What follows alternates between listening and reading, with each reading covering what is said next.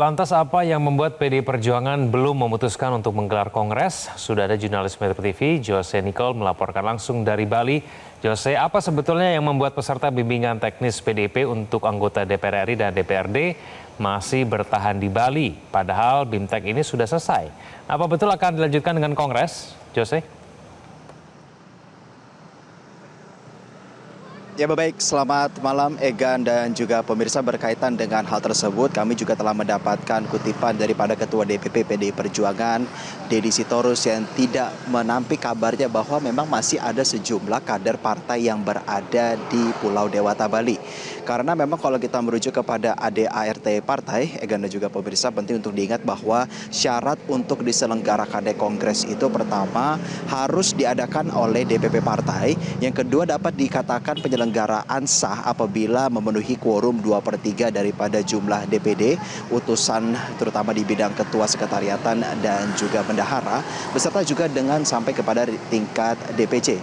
Namun di sisi lain hal-hal berkaitan juga dengan kenapa para kader partai politik ini masih berada di sini, penting untuk juga diingat bahwa ini juga merupakan kesempatan daripada konsolidasi besar berskala nasional, meski bendera besar itu merupakan rangkaian bimbingan teknis. Mengingat bahwa lebih dari 3.200 kader, yang penting juga untuk kita ingat tidak hanya menjabat sebagai anggota DPR RI, DPRD di tingkat provinsi maupun kabupaten kota, tetapi juga di sisi lain banyak dari antara mereka ini juga menjabat sebagai pimpinan daripada Dewan Pimpinan Daerah maupun Dewan Pimpinan Cabang. Adapun juga beberapa ketua DPP partai ini juga menjabat sebagai ketua DPD, seperti kita lihat bagaimana adanya ketua DPP PDI Perjuangan Said Abdullah yang menjabat sebagai ketua DPD PDI Perjuangan Jatim.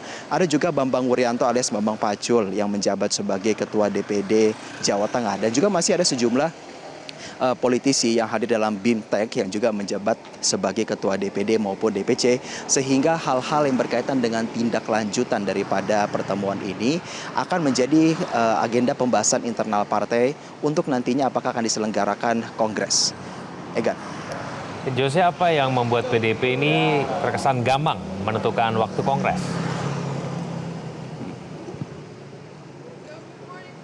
Iya kan, memang kita melihat narasi serupa dari beberapa informasi dan juga kutipan yang kami dapatkan, diantaranya oleh Ketua DPP PDI Perjuangan Bidang Politik Puan Maharani, yang menegaskan bahwa terselenggaranya kongres ini akan menjadi sepenuhnya keputusan daripada DPP, yang dapat diartikan adalah sebuah bentuk musyawarah di mana tentu juga melibatkan pertimbangan daripada Ketua Umum Megawati Soekarno Putri. Dan hal-hal yang berkaitan juga, tetapi di sisi lain Puan Maharani tidak membantah ataupun seakan memberikan signal bahwa Kongres PDI Perjuangan ini dapat digelar secepatnya. Dan hal-hal lainnya berkaitan juga sebenarnya berkaitan dengan tindak lanjutan ini, di mana pembahasan yang dapat dikatakan sebagai konsolidasi partai ini juga dikatakan oleh beberapa jajaran elit merupakan tindak lanjutan daripada hasil bimbingan teknis. Namun di sisi lain kita sudah bisa menakar, Egan dan juga pemirsa, apa saja hal-hal yang berpotensi untuk dibahas di kongres ini. Yang pertama tentunya adalah mengukuhkan Megawati Soekarno Putri kembali menjadi ketua umum di masa bakti yang akan datang. Dan yang kedua adalah ketua umum memiliki hak prerogatif untuk menjadi formatur dalam kepengurusan Dewan Pimpinan Pusat Partai. Dan yang ketiga banyak dinanti oleh masyarakat ini adalah bagaimana sikap daripada PDI Perjuangan, apakah dalam sistem presidensial yang kita anut akan berada di dalam pemerintahan dalam artian ini masuk ke kabinet atau berada di luar pemerintahan.